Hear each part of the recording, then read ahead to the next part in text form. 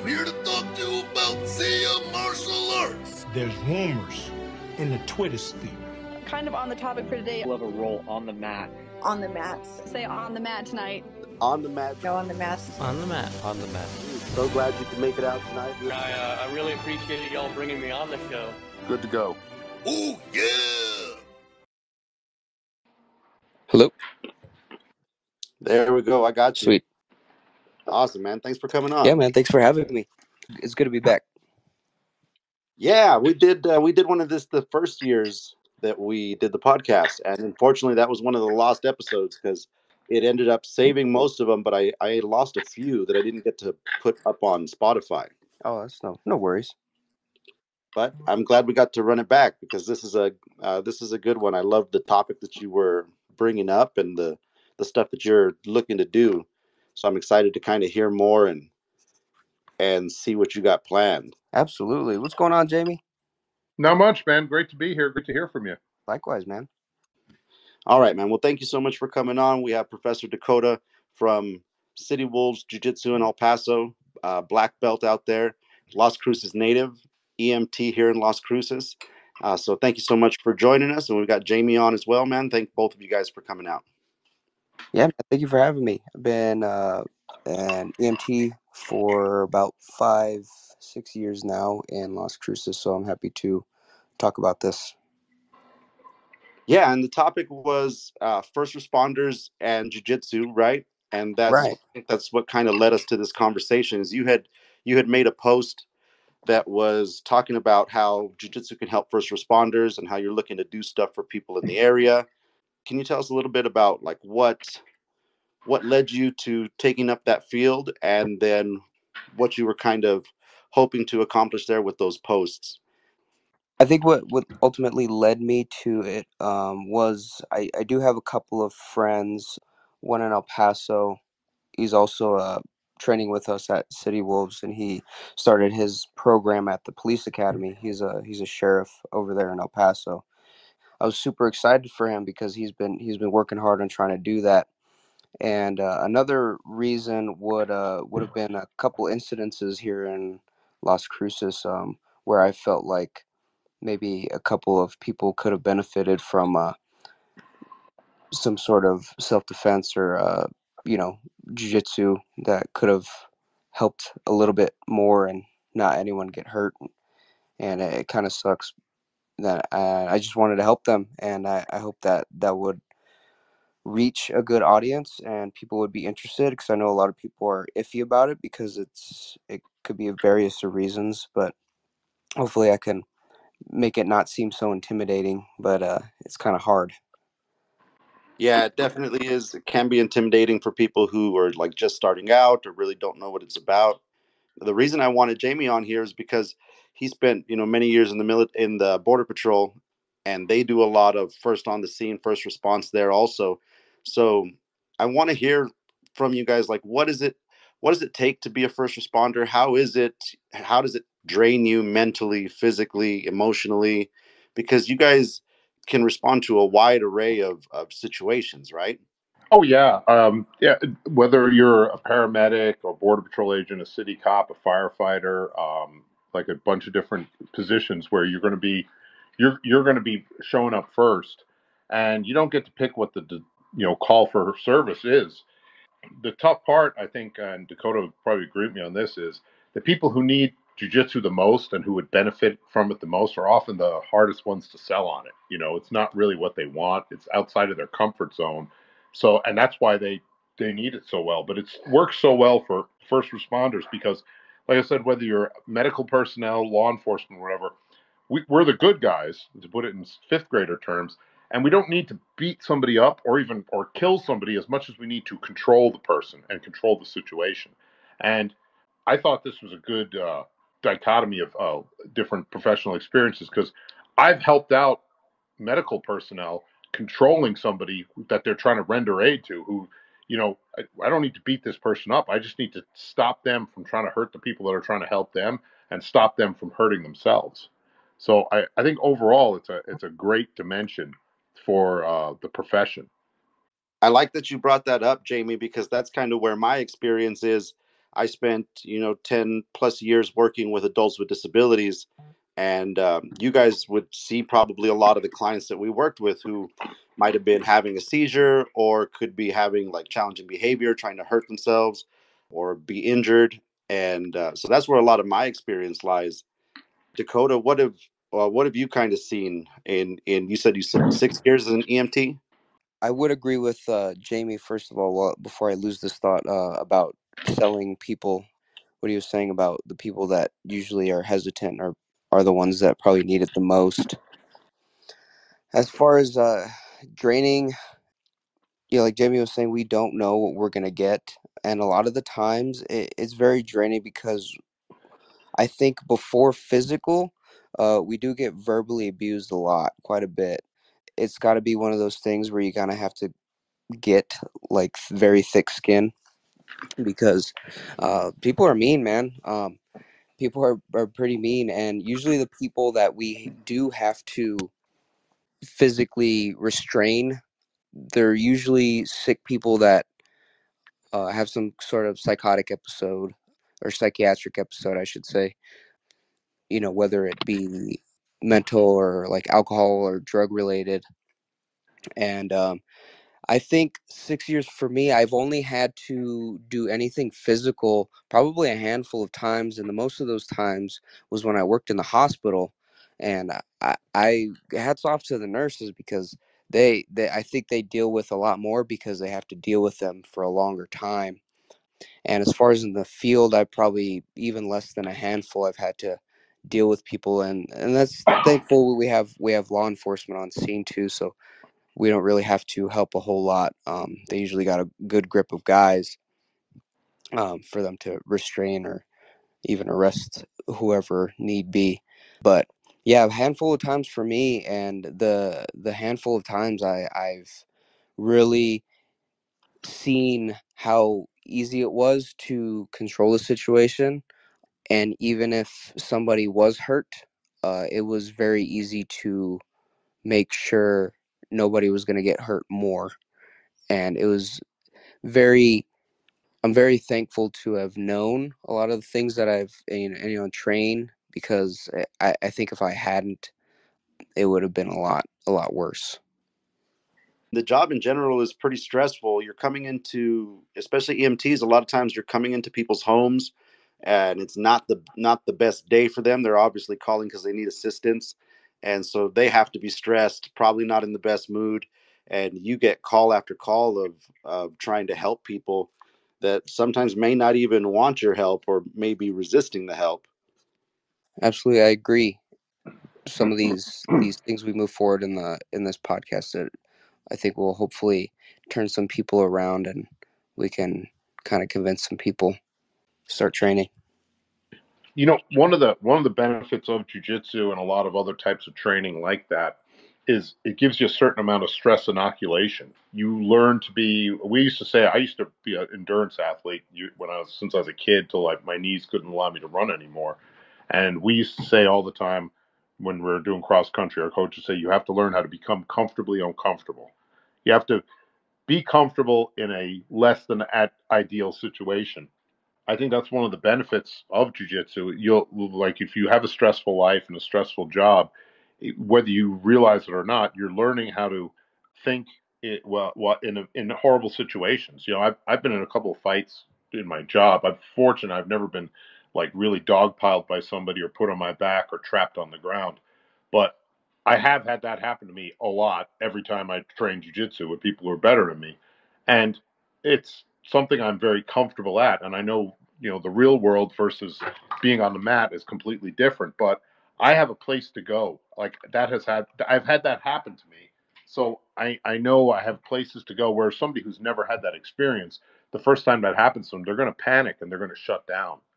And this brings back to one of the arguments I always tell people about where jujitsu can be recreational if you have a job where you don't work with the public in adverse conditions like first responders do. But it's a necessity if you're a first responder. And I always say, like, well, who's going to benefit most from it?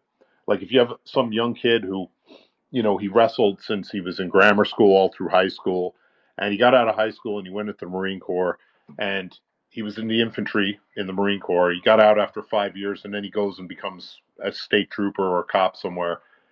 And he knows how to fight, and he has confidence, and he's obviously physically fit, and he can handle himself.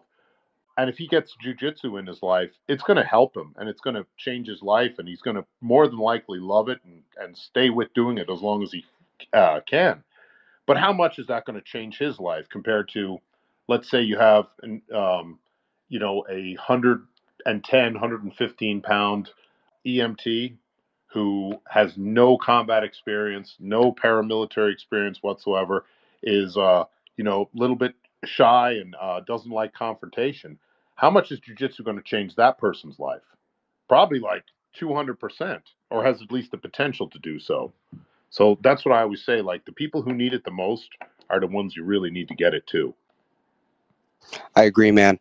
And I think the hardest part about getting people to train is probably like the time and the money. I think people are afraid of like the cost, and I think that's an issue. Not saying that everyone's overpricing, but it's one of those things where I've seen a couple of gyms have like first responder and like military discounts, and I always tell people to ask about that because they don't, and I think that helps out a lot. And I think as far as time, as you know, Jamie, you probably know this. A lot of first responders have to work overtime, or they need to work overtime. I think maybe just training at least twice, 2 to 3 times a week would definitely be way more beneficial than they would think.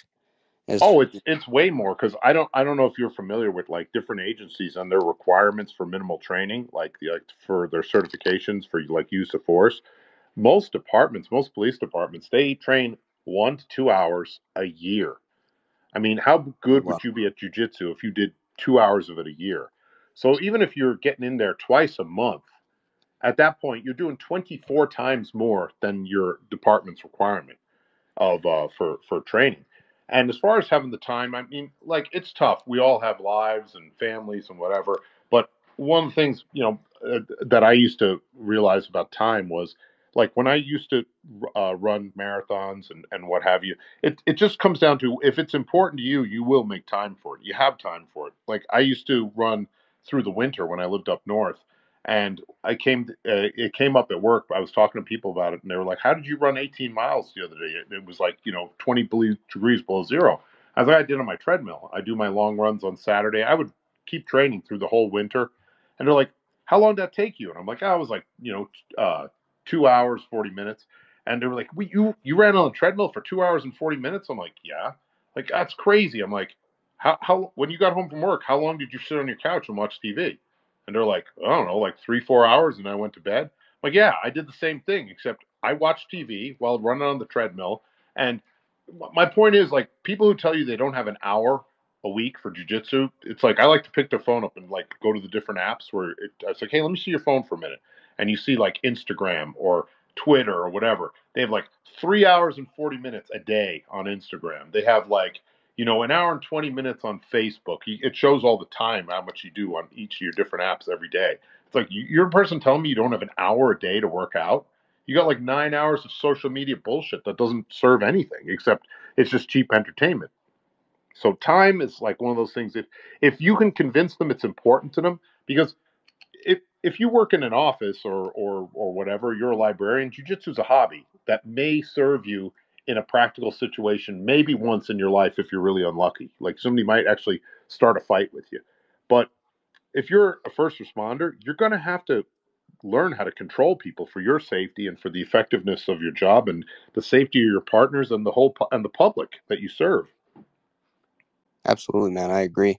And to add on what you were saying about the story of you doing the treadmill versus sitting on the couch, I think that's very, very good point. I think firefighters have a little bit easier because they do have like a requirement to work out at least an hour a day. But I'm not sure about law enforcement. But I do know that for our service that I work out, a lot of people, like most, even me, most of our day is sitting down and like driving around, and I think that kind of becomes a habit for a lot of people there, and it just kind of just you know melts away into their life, and it sucks because it's super hard to get out of, because we're sitting there for sometimes 8 to 12 hours or till the end of our shift, and we're kind of just waiting for something to happen, really. Yep. And it's hard. It becomes a habit. Yeah. And you don't get to pick what happens, and that's the thing. That's why, people joke about firefighters, how it's like, oh, you guys are hanging out at the house and playing pool and cooking and working out. It's like they don't get paid for what they're doing. They get paid for what they have to do, what they could called upon to have to do. But that's the thing, where we don't get to pick it. We're always going to be reactive as instead of proactive in our work pattern. So yeah, I could see it lending to a mentality like that. Absolutely, man. I agree. So you brought up some really cool stuff, some really interesting points, Professor, that I want to touch on. For a lot of people, the problem is, like you said, either making time or making enough money to support it, because jiu-jitsu is an expensive hobby or an expensive art to train. So the military discount was a great thing, like you said, to extend that to first responders and border patrol agents. It's one of probably our most popular programs is the military discount. But what I want to hear is, like, how do you break the habits? You talked about the habits, right? Like, okay, I need to make time. I need to make sure I put away enough money. But just starting the habit in itself is really hard. So how do you deal with stuff like that? Creating a habit of doing the like something good, you just have to make it part of your life, and it has to become something like, you hear people talk about, fortunately not as often as when I was younger, but I remember it was always a thing for people to, like, I'm going to go on a diet to lose weight, and then they're going to go back to doing what they're doing. And it's like, it doesn't work that way. If you're going to make something, you're going to commit to something, you have to make it part of your life. It has to be scheduled in, and there has to be, it has to fall into a hierarchy of needs for you, where, maybe it's not the most important thing in your life. You got a kid, you got this, you got that, other things going on, but it has to be something that you just don't drop every time something else comes up. Absolutely, man. I agree, and I think that goes back to the popular saying that has been going around in jiu-jitsu recently. Was like, what was the hardest belt to obtain? And a lot of people thought it was black belts, but it was actually the white belt, right? Because it's like, it's the hardest thing, because the hardest thing to do is to start, and to start those habits, and to really like move your whole life around to this new development that you're developing, and this character that you're building into something better for yourself. I really like that. And I remember you from the beginning of my journey when I was a white belt. I remember, seeing you at competition, seeing you in the training room. I've always told you, I've always admired your style of jujitsu and how you approach training and everything that goes along with it. Those were all great points, man, because it's definitely worth it, but you have to make the time and take that first step and at least give it a shot and actually, like, believe in it, believe that if you stick with it, it really will help your life for the better, which you know it has for me and a whole lot of other people that we've talked to. Thank you, man. Thank you for the kind words. I appreciate that. You definitely, man. You've got the smooth jujitsu. If you have, I mean, if you guys who are listening, if you've never seen Professor when he rolls, it's just always really smooth. Everybody has a style to them that's very unique to, like, their personality, right? And I've always enjoyed how you don't ever force moves. Everything's set up. It's really elegant. It's timed, and you seem to be really meticulous about how you're pulling off these moves instead of just like forcing them or making them happen. Is there a reason for that? The way you play with that specific style? I think most of the time, when I'm not looking to compete, I'm kind of trying new things, and trying to develop new skills, so I don't really stay complacent. And it's also like a good way to like keep learning new stuff. And I think that goes for what we're talking about today. Like, if we keep doing like new stuff, like whether it's like trying a new workout or something, or trying new habits for like the, like first responders or something, I think it keeps things fun and fresh. And but going back to your question, yeah, dude, that's really what I do, for just to try new stuff and see what I can work into my game and what I can't work, just so I could keep things fresh. How's the training at City Wolves going, man? Tell us a little bit about that because you've been out there for a while. It's in El Paso, Texas. I really enjoy the content that they put out, and it looks like you guys are having fun when you're out there training, and it looks like you're training hard. So I'd love to hear just a little bit more about that training out there with those guys. It's fun, dude. We have a really good team. Our main dude, Mike, he's really trying to push the school to be a competition school, and he's doing a really good job at it. Shout out to Mike. That's mainly what his school's coming out to, and we're so blessed to have the people that we have. Professor Fran from Fight Sports, directly from Brazil, directly training with Cyborg. Same with Mike, but we're really blessed to have the people that we do. As far as training, everything's good. Everyone's always competing. We have our little group of people that are competing all the time, but also at the same time, we kind of keep the same pace to people who are not competing. So that way, we have people that kind of match the energy in the gym, and we always have people coming by, and we have a lot of people that are big on social media platforms like Millhouse, and it attracts a lot of people to the gym. So we always have big names coming through the gym, and it really puts this, not pressure in a bad way, but it puts everybody on kind of like their A game all the time. It's fun, man. I'm enjoying it. I think a lot of people right now are training for pans.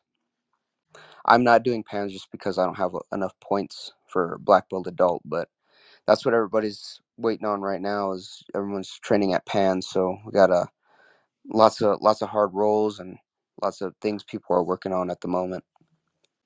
Yeah, I've definitely seen it. As a school owners and as a coach, whenever we go to competitions, I'm always paying attention to the other schools in the area whose students are doing well, who's hard to compete against, and City Wolves is always a tough role. And if I see you guys there, I know you're going to be well coached and really really good on the mat. So I've I appreciate like what you guys are doing and what Mike's doing out there. I think it's really working.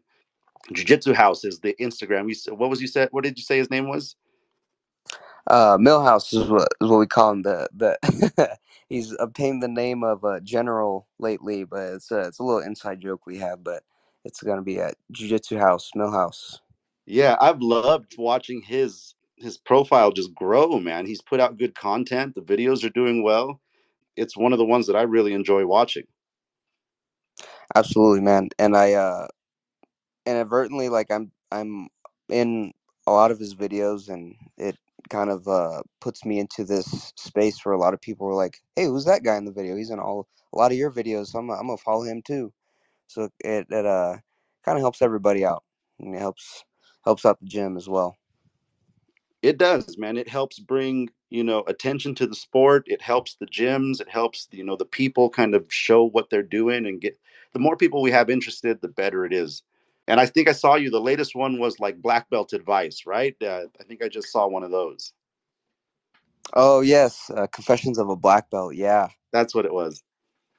yeah, that one's I didn't really know what to think of, and I told Millie to like kind of hold off on that until I figured out something. But I think Mike and Professor Fran had some really really good ones, and I think Professor Fran's was very good. He spoke in Portuguese, and I felt like that one was for the sport, and I really felt that one. And Mike's was really good as well, man.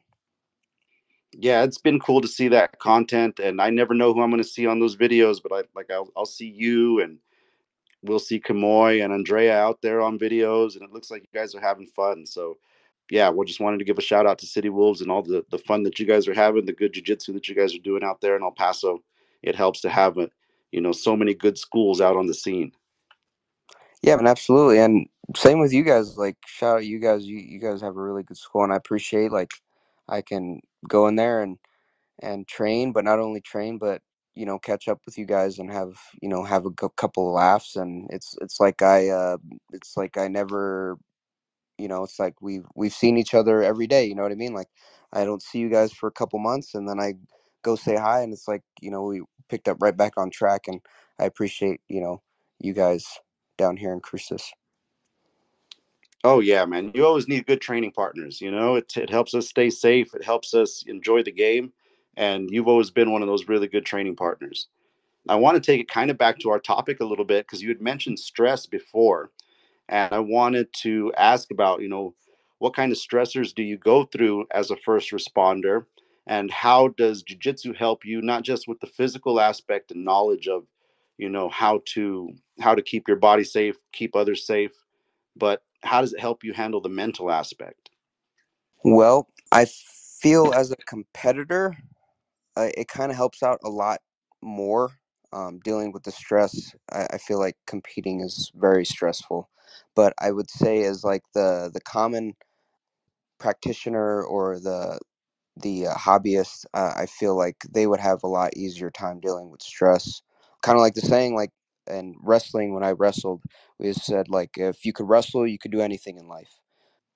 I think for me, the biggest stressor at work would be the call volume.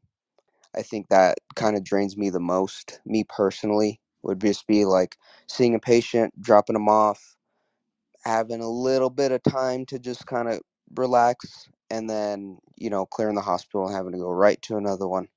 All shift, that kind of drains me. And how I handle that really is, honestly, man, I just kind of go to my own space in my head, and I kind of just grind it out. Or some days I just grind it out, or most days I'll take a breather, take a couple of minutes to myself. And I like to be by myself, so I'll go to the bathroom for, I don't know, 10-15 minutes to just be by myself for a little bit. And I that's how I recharge. So I'll recharge with that. I mean, I think jiu-jitsu has helped me under stress with that as well. I feel like when I'm on scene and there's something really bad happening, I feel myself not freaking out. And if I'm not freaking out and I could guide everybody else around me, whether it be my fellow partners from the same ambulance service, law enforcement, or the other firefighters, I feel like if I'm calm, everybody else is going to be calm. And I feel like that's how jiu-jitsu has helped me. Tons of good stuff in there. I love all that. You talked about the calm stress, like not just practicing jiu-jitsu, but also competing in jiu-jitsu teaches you different skills. And I'm glad that you brought it up because one of the things that I've always loved about watching you before comp is you're cool. I've seen you. You like the solitude. You'll put your headphones in, you'll be by yourself, but you always look really calm. And one time I even thought you might have been sleeping, but you were just kind of chilling, laying, like laying on your bag or something. I love that you brought that up because the stresses that we go through in comp are great for learning how to manage those emotions, those feelings, and all those anxieties. So how do you stay so cool, man? To be honest, man, I'm I'm really not. I'm freaking out in my head, man. I'm freaking out so bad. It's kind of like that Mike Tyson quote. Really, he's in the dressing room and he's like freaking out. He thinks he's gonna lose, and as until I hit the mat, that's when I feel most confident. And I overthink a ton, and that I'm freaking out, to be honest. And I think a lot of people do, and I think it's hard not to. It's super hard because you have standards you want to hold yourself to, and you see all these guys, your heroes that might have been at one point, and they're in your same bracket, and it's just there's a lot of things to be thinking about. And finally, once you hit the mat, it's just game time no matter what. So I'm just freaking out until, man. That's the honest truth.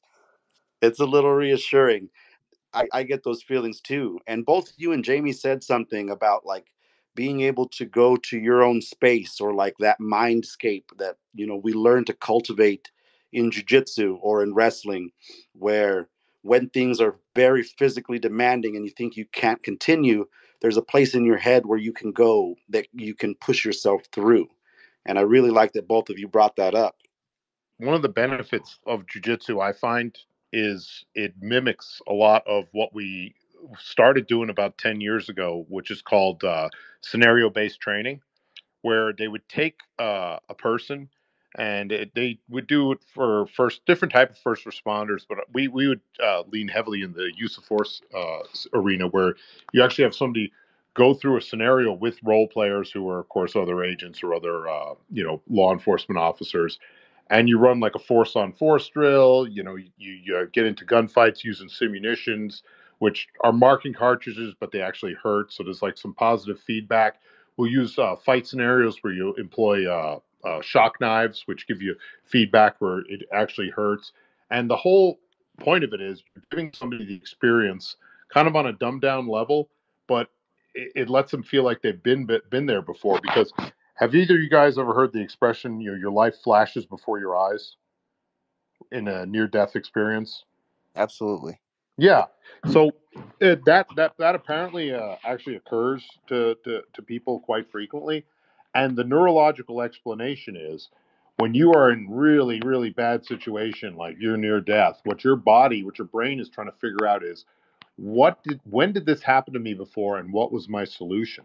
So that's why you start getting that impending recall of your life flashing before your eyes, because your brain is trying to figure out when did this happen to me before and what did I do to get out of it. You're getting they call it impending total recall. So what scenario based training does is it puts you in an area where it's like, oh, I got a guy on top of me and he's mounted on top of me, he's pounding the living hell out of me. And it's like, oh, I did this before. And they showed me I can trap his leg on one side and bridge really hard. And instead of them sitting there locking up and panicking, it gives them a place to go to. And this has been valued very highly in sports psychology, so much so that Olympic athletes from several different countries now, and it was actually one of the Soviet bloc countries that started this, they would train with their athletes to use what they called visual actualization, where for they would build a replica of whatever the Olympics was, where the podium was, and they would have them presented with a medal at the end of the practice week. So it's like I've seen this happen before, so it's not a novel experience. It's not something that I can't visualize myself ever doing. I'm just going to go out there and do it again, whether it's an Olympic medal or whether you're in a violent confrontation with somebody. Because most people, it's funny, like in academy situations where they start teaching guys how to spar and box a little bit, you can see the people that have fought before that are good. You can see the people that have fought before and they suck. They just know how to hit somebody and they've been hit a few times. And then you see the people that like the first time they get cracked when they're out there, even with gloves and headgear on, their body just it's like they go to another dimension. Now I don't mean they get dropped, but they just freeze up because it's a completely novel experience. It's like taking a Kalahari Bushman and throwing him in ice water. It's going to be something he's never experienced before in his life. And if you don't want the first time you experience a violent confrontation to be for real, if you can avoid it outside of a training environment. That's what's beautiful about the training room is it gives us a controlled environment where we can experience a lot of these stressful scenarios. Professor, what do you think about any thoughts on the mindscape? Yeah, for me, it's more of like I have ADHD, so I like live in my head constantly. So I think if I could literally just be by myself for like 10-15 minutes, it definitely helps me. But I think everybody's different. And what Jamie was saying, that some people just kind of freeze up. I think those are the people that kind of have to do it like 5 to 10 times for them to actually stick. And then there's just the naturals that they just get it right away. And I think that absolutely builds a callus into everybody's mind, whether it's the person that does it 5, 10 times, or the person that does it once and gets it right. Either way, it's still going to be repetitions and calloused. It's like the Bruce Lee saying, he doesn't fear the person that has kicked 10,000 times. It's the person that he fears that has practiced one kick 10,000 times. It's just that type of thing. As far as the mindscape, that's definitely a work in progress, whether you deal with it by yourself or you have to deal with it right there and then. That's something that has to be developed. I know some people develop it by doing hard things like ice baths, or some people, their mindscape might be just running, like Forrest Gump. Or everybody has their little niche for that mindscape, and they kind of have to figure that out what it is. Yeah, I think that's a great point, and different people do it different ways. I've tried the ice bath thing, and it's not for me. I hate cold water, but it is definitely a mental challenge. It's challenging for sure. Yeah, man, I love the ice baths personally. That's just me. I know we didn't hit too much. We didn't hit too much of your training, like your background in martial arts, because you said you wrestled also. Can you give us just a real quick background on kind of how you got into martial arts and what you've studied over the years? Yeah, absolutely. I started off with football, and I I had a temper. I mean, I still do, but more less so. I had a temper in football, and I kept getting kicked out because I would get into fights all the time, whether it be like with my teammates or the other team, or even the referee. I just wanted to get my hands on somebody. Even the ref. Yeah, even the ref, dude. Even the ref was like 10 years old. I remember, no, I was in middle school, and I remember a ref kept giving us a flag for something ridiculous, and I went and tackled him, and I mean, ultimately, I got us thrown out of the game, and it all fell down on me. But it was that stuff like that my dad was like, okay, maybe he's not meant for football or basketball. Let's try putting him in some judo. So I started off with judo and Japanese jiu-jitsu with shout out to Oscar. He runs an MMA school here in Cruces. I can't think of the name right now. Legacy. Legacy. There you go. He runs Legacy.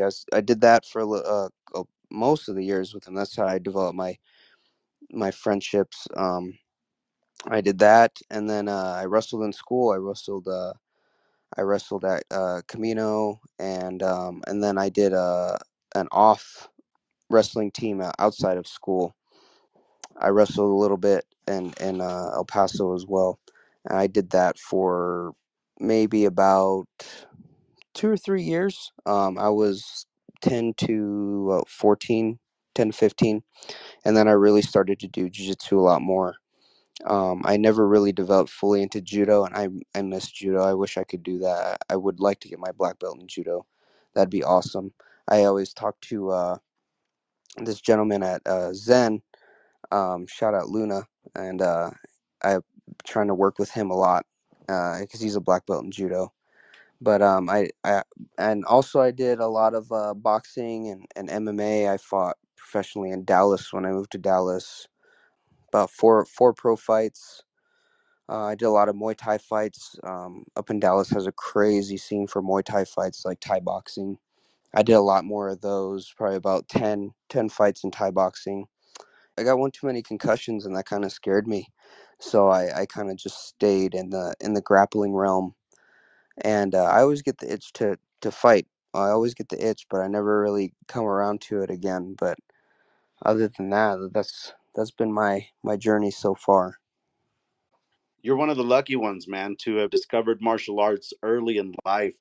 I know I didn't start training until I was in my 30s, early 30s. So I've always thought as a kids coach, when I see the kids learning, that it helps so much the earlier you get in there. But for those people who haven't started yet, it definitely don't let that keep you from starting now. One of my favorite cliches was always, the best time to start jujitsu was 10 years ago, and the second best time is today. So it's really cool to hear that you've kind of had exposure to a bunch of different martial arts over the years, and that you've kind of stayed a lifelong martial artist. Yeah, man, absolutely. And I think a good product of that is, as for an example, would be Diego and Colby, and they both started when around Colby even younger than me. He's probably been training the same amount of time I have been, and he's way younger than me. Yeah, I see that kid and I'm blown away. I've seen Diego at competitions. Same thing, man. It's different kind of martial art when you do it so instinctually. I think, yeah, definitely the younger you do it, it makes things a lot easier. But it's also like it's good to have those kind of people because I like to train with Diego and I invite Colby out as often as I can. And I even learned from Colby. You know, he's a wizard, man. I think he's only like 15, maybe 14, 15. He's a wizard, man. I love that kid. Oh yeah, man. I've learned many moves from that kid just in my time on the mat. I love the way he looks at and approaches the game. And like I said, like when I do jujitsu, it's very methodical. I'm doing it the way I learned it. But when you learn it from such a young age, you're essentially just doing it. You're just moving, and your body does it very naturally, and you can see the difference. But yeah, they're great training partners, and I'm already learning a lot. You know, me at 38, I was learning from a 14-year-old kid. You know, when Kobe comes down. Isn't that crazy? Isn't that crazy to think? Because it's like when like you're younger, you're always like in school, you're like learning from like older people, and then just like it kind of turns around. Isn't that crazy? It is, man, and it's great. It's great for no matter what point in your jujitsu journey that you are, you can always become the student. You can always teach someone something. I mean, I learn when I'm teaching, I learn from my white belts and my blue belts all the time, and just the way they approach or look at the game. You know, just an example. The other day, we learned. Me and Millhouse were. He's been doing this certain move, and this white belt, and he can't do it to this white belt. And me and Millhouse sit down with the white belt. I was like, "Hey, man, what are you doing?" He's like, "Oh, I'm just moving my foot this way," and I'm just like, "Okay, like we just learned something from somebody that just started like a month ago." It's just crazy. I was going to say that's really one of the things I really enjoy about jujitsu is the fact that, everybody has something that they can teach you, if nothing else, what not to do. And that's kind of half a joke, but half serious. And the fact that it's ever expanding. Like I always use the buggy choke as an example. Of course, it's been a couple of years now, like what, 6 years ish. But from my understanding, that thing was invented by a white belt in San Diego at like, I think he was at Atos. It was just a lanky kid that can't, and you don't see that with other martial arts because they either stopped growing because they were part of an era, like something like Kung Fu, or they've just done everything they can with them, like something like boxing. Like, and that's what I did. My first exposure to any martial art was boxing. But you think about it, it's a great skill to have, but it's kind of a really contrived sport where it's like, okay, I'm going to fight you and you're going to fight me, and we're going to stand in front of each other and we're going to punch, but we can't kick each other and we can't grab onto each other. So there's not anything you can really innovate in the world of boxing. Like nobody's going to come up with unless you just radically change the rules. Like, hey, Western boxing now has allows spinning back fists and you know side kicks. Okay, then you've changed the rules on it. But other than that, there's not really anything that can new come out of it. But jujitsu is constantly changing and expanding, and people are coming up with new techniques and encounters to new techniques, and you don't have to be some very high level black belt or famous person to invent something. Anybody can invent something. It's just a matter of figuring it out because we all got two arms and two legs and one neck, and you can figure out how to manipulate your body and somebody else's. Very good point, man. I agree. We've got about 10 minutes left, and I wanted to give you time to talk about what you were wanting to do for the first responders in the community, how you're looking to, share jujitsu with them. So what were the things that you kind of had in mind? Well, currently it's all whiteboard scribble in nature. I wanted to get in touch with a couple of the agencies, of course, and kind of see what I can do as far as getting people interested first, and then I wanted to figure out where was the question. Is like, and I know you reached out to me, said you were more than willing to host, and I think that was awesome, and I think that's a really good idea. Um, and then now it would be the question of like, okay, is this going to be like a couple classes? Is this going to be like a week long thing, a month long thing? Is this going to be like once a month or like? And then the other point would be like, how is this going to be? Are these people going to pay for it, or am I just doing this for free time? Or like it's all whiteboard scribble, but I think the pieces are slowly moving, and I'm still not quite sure of how to go about it. I love it, man. The whiteboard scribble, I always call that casting spells, because you're spelling and the intention is there. We're putting that energy out. I would love to be a part of it. I'd love to help. I think it'd be great if we could get some kind of program for first responders in the community in whatever aspect. I think you probably brought it up, like even just maybe a seminar or a certain number of classes. But I would love to help with whatever you come up with on that end. And you can use the gym as long as there's an open slot, man. You can use it and free of charge. I would just love to be part of this, helping the community. So if there are any first responders out there who are interested, or you guys know anyone, let them know, and hopefully we'll be able to bring something like that out really soon, because I think it can be just beneficial for everybody involved. Absolutely, man. That's awesome. I appreciate that. I really do, and I know a lot of people and a lot of other people would appreciate that as well. Real quick, if you don't mind, Mark, Millhouse actually asked me a question. If I could just answer that real quick, shouldn't take too much time. Oh yeah, of course. A lot of followers, I'm sure you know, Millhouse is also a first responder in El Paso, and he had asked me how Jiu-Jitsu has changed my approach to dealing with combative patients. I think my approach has changed, is different than somebody who's not training. What do I mean by that? I mean, somebody who's not trained would probably be under the cliche of seeing red, right? They probably just, their instinct would be just probably just to fight. And I think for me, that changes my approach is, okay, how can I quickly stop this person from hurting themselves or hurting everybody else? And I know Jamie talked about this as well. It's just how fast we can control this person. And I think that has helped me.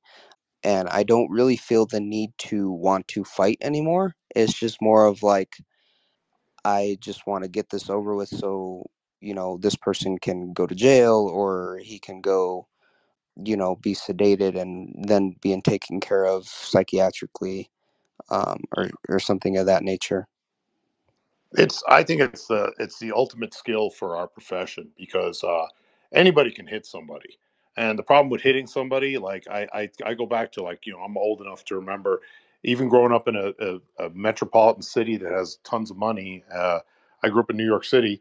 The New York City Police Department, when I was a kid in the 1980s, they have an emotionally disturbed person or anything like that, or you're a psychiatric patient, the cops showed up and they used garbage can lids and just beat him with a stick until they beat the person into submission. And that's one of the misconceptions with jujitsu. You hear people who aren't familiar with it, like, oh, those cops are choking somebody or whatever. It's like, police should use chokes, but they should be trained properly how to use them. Because if you're fighting somebody and you have to get them into handcuffs or get them onto a backboard or restrain them to put them into an ambulance, you can either choke them or you can beat them basically until they're either unconscious or they just quit because you've injured them that much. And I tell you, I mean, getting choked out is, it's much less damaging on a person, especially when the person doing it knows what they're doing.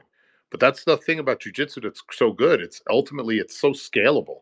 Like, you could have a 70-year-old lady who's 90 pounds and she's combative, and somebody who's skilled in jujitsu like we are could grab her and control her and not injure her.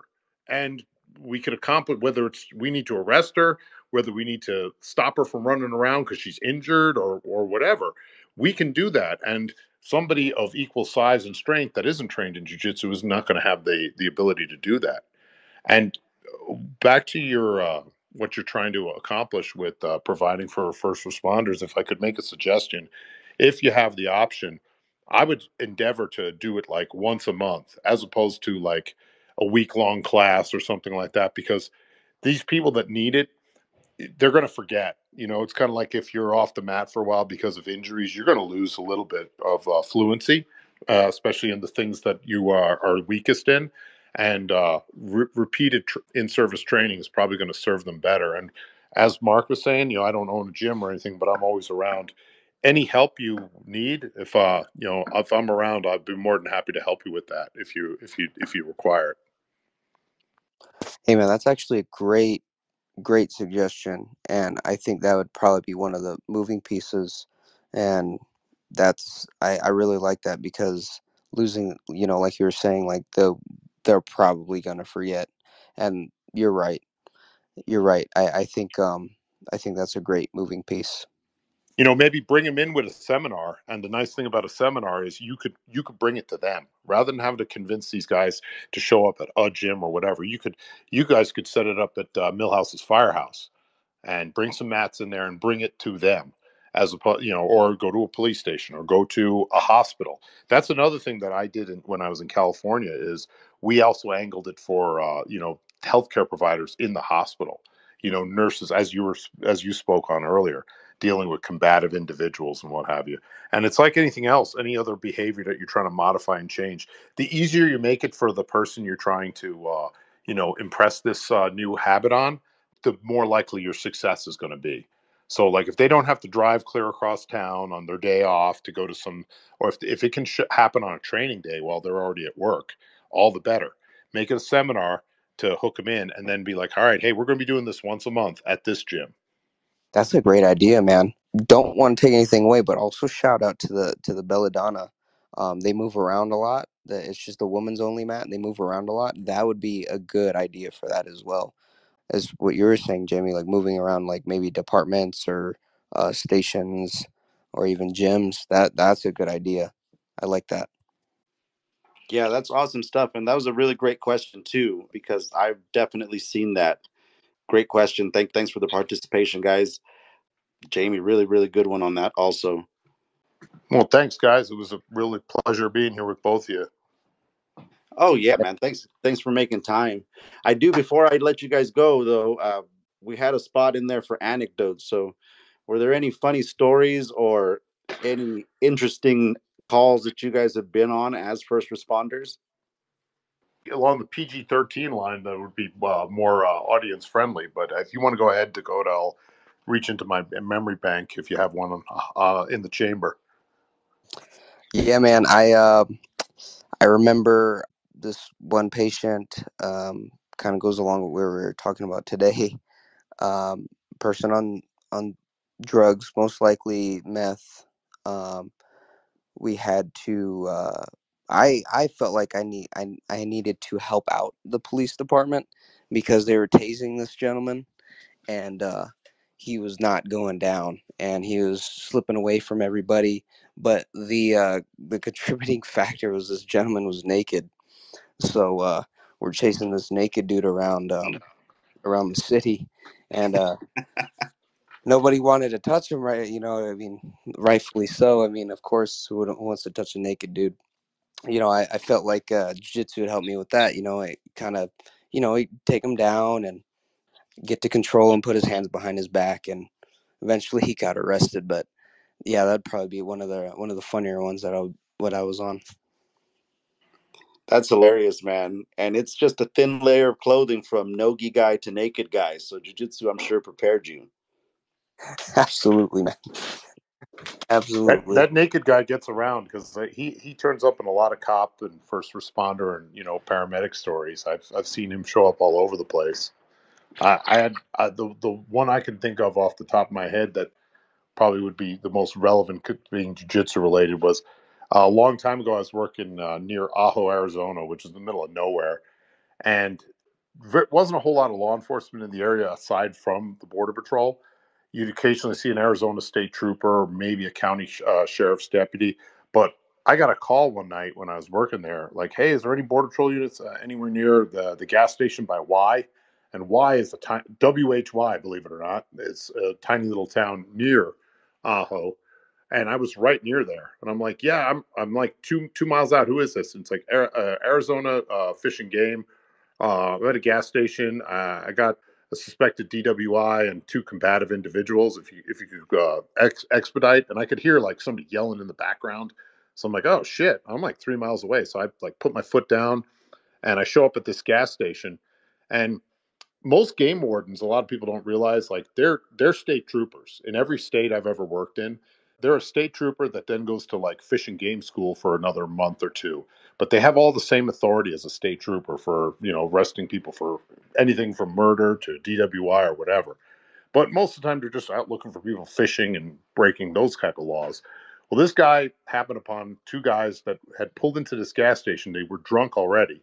They tried to buy beer from the gas station attendant. The gas station attendant was like, "No, guys, I can't sell to you. You're freaking intoxicated." So they started fighting with the guy. The guy called 911. The cop shows up, and they're both fighting with the cop. By the time I got there, he had one of them, and he had just handcuffed him and tossed him into the front seat of his truck because he's a game warden. He doesn't have like a caged area to put the guy.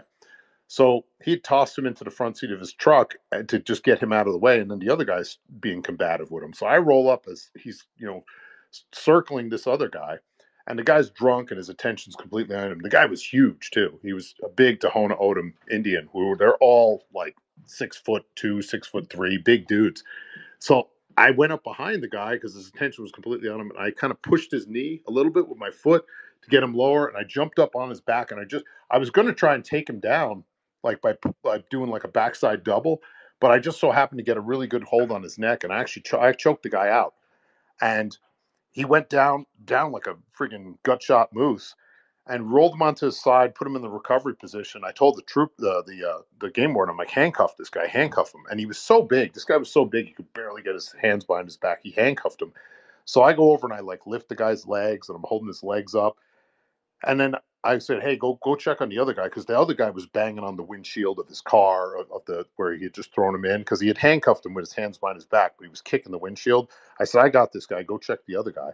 So then I hear the game warden like cursing and getting all pissed off, and I look over and there's no fighting going on. I'm like, all right, whatever. And this guy's starting to come to, and I'm calling on my radio to like, hey, is there anyone else near here? Because we've got like this big 300-pound guy. He's in handcuffs, but he's going to be fighting when he gets up, and this guy's going to need help transporting people. So the guy he had picked up and initially just handcuffed and threw in his truck, kind of unsecured, to get back at the poor game warden. Even with his pants handcuffed behind his back, he managed to pull his pants down and shit all over the game warden's dashboard, his steering wheel, the front seat of his car. Shit everywhere. Like, it was horrid. It was absolutely horrible. So we got both of those guys transported by a sheriff, and I gave him a ride back to my station, and he picked up out of our hazmat gear. He picked up like a Tyvek suit, and he went back and cleaned the whole inside of his truck and everything. I felt so bad for the guy because he had human shit all over the inside of his friggin' truck. It was horrid. I mean, I was just glad it wasn't me. So I don't know if you want. I don't know if you want to leave that story in or not, but that's the one I was thinking of. That's hilarious. I didn't know that about game wardens, that they're state troopers. Yeah, yeah. Well, every state I've worked in, that's what they are. They usually, a lot of the time, they have their academy together. Like, they'll hire a class of like 35 troopers. Well, I'm thinking big states, like Texas or whatever, and there'll be 5 of them in that class that are actually game wardens. They go to the same academy as the troopers. They have the same authority, and then they go off to fish and game school afterwards. They have the exact same authority and training as a state trooper in most states, because they have to have they're not like by county or by town. They're an entity under the state. That's pretty cool. Yeah, I have my share of stories. Yeah, I bet you guys get to see that a lot too. A lot of bodily fluids. More than I would want to. Vomit's probably vomit on a regular basis, right? Oh yeah, dude. Everybody's sick all the time, throwing up. Yeah, and then it's got to be hard just to stay healthy being around that many sick people. You're not necessarily in a hospital, That's got to be rough. It's important to stay healthy. Yeah, man, it makes me want to be healthy. That's true. The more healthy habits you have, the better chance you have of staying healthy, as opposed to, like you said, it's hard if you're just sitting around, driving around all day and then not doing anything else on your off time. Absolutely. Jamie, we got to share more stories, dude. That's hilarious. Yeah, I'll think of some. I mean, the bad part is I'm not accumulating anymore because I retired 7 months ago. But I got a couple of good ones down through the years. I think you'd appreciate. I love it. That's cool, man. Yeah. So we're gonna get ready to wrap it up, but I would want to get any advice from you guys, any advice for people out there who are interested in, a career as first responder or, law enforcement, stuff like that. Any advice for people who are already in the field as far as jujitsu goes and vice versa? I would say just go. You got to just go. Kind of like going to the gym for the first time. Picking up weights. It's intimidating, but 90% of the gyms you're gonna go to, people are gonna be super nice and welcoming. I hope you don't visit the 10% of the gyms, or I don't even know if that's accurate, but like, the small percentage of gyms that are rude. I hope that never happens to anybody. But most of the time, everyone's going to be super cool and welcoming, and it's going to be like like a second part of the family. Like if you're in the firehouse or if you're law enforcement, it's going to be like hanging with the guys. You're going to get to know everybody, and you're going to see everybody. You're going to beat each other up, and then you go home. You feel more confident. And I think the biggest part is just starting. I love how you talked about the family because one of my favorite things about owning a gym and teaching class is seeing the people that come in and knowing that we're the highlight of their day. They've been at work, whether they're business professionals, students, medical, law enforcement. There's a wide range of people who do this sport. And one of the things that makes my day is when people come in and they exhale as soon as they walk in and they're like, man, I've been looking forward to this all day, whether it's 10 round Tuesday or just getting to go to class or, getting some rolls in. So yeah, I echo that advice, man. Just start, just go. I would say this that jujitsu, whether you're a first responder or whether you're just a regular civilian, will it make you better at your job and other aspects of your life? Yeah, definitely. If you're a first responder, can you live and function without it? Of course. I mean, there was lots of cops doing this job before jujitsu was invented, and there's ones doing it now that are doing it well. I mean, they certainly have another tool in their toolbox, but leaving the work related stuff out of it, just on a personal level, for anybody that's contemplating or on the fence about jujitsu, let me say that the best thing that jujitsu has done for me is the fantastic people that it has brought into my life that I would have never met through any other means. I mean, all the other things that I get out of jujitsu, I think I could have gotten and been a fully fulfilled and self-actualized person without it, through a mixture of other areas, if I never even knew it existed. But the thing that's best for me is there's so many people that if I hadn't been involved in jiu-jitsu, I would have never been acquainted with them in any way, shape, or form, and they have enhanced my life in wonderful areas, completely unrelated to jiu-jitsu. Yeah, it's great how we can get together and share common interests, and again, you have so many different kinds of people with different backgrounds that it provides for a lot of growth and a lot of knowledge sharing. So it's a great part of community, and you two are definitely on that list. I appreciate knowing you guys every time we get to catch up, and it's because of jujitsu. So you guys are definitely some of my favorite training partners. Professor Dakota from City Wolves, man, thank you so much for taking the time out, coming and talking to us, and reaching out and doing stuff for the community too. I'm interested to see where this goes and what comes of it. So thank you so much, and Jamie as well, man. Thank you guys for coming out. Thank you, man. Thanks for allowing me to voice all this and reaching out and be willing to help out both of you guys. I'm sure I'll see you guys soon as far as training and hanging out. Yeah, Yes, man. sir. You got to stay safe. Hey, I saw the bomb threat post that there were bomb threats in town yesterday, right? Oh yeah, dude. We had bomb threats yesterday and last weekend as well. Last weekend I think there was one in Deming, Santa Fe, Albuquerque, and Cruces. I know there was a live one that they diffused yesterday. Oh wow, I know that. I know we went to Walmart and everybody was evacuated. It looked like it was like a fire drill, but when we got online, we saw I guess it was a bomb threat there at the Walmart on Walton.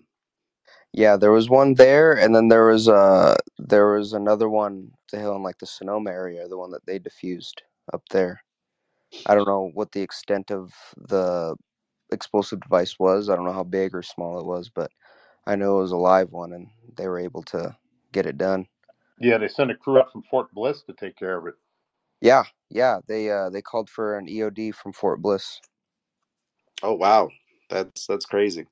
Once again, I appreciate you guys. Stay safe out there, Professor. You know you're doing a great thing for everybody, and we greatly appreciate it. So I'm looking forward to seeing both of you guys very soon. Thanks again, man. I appreciate it.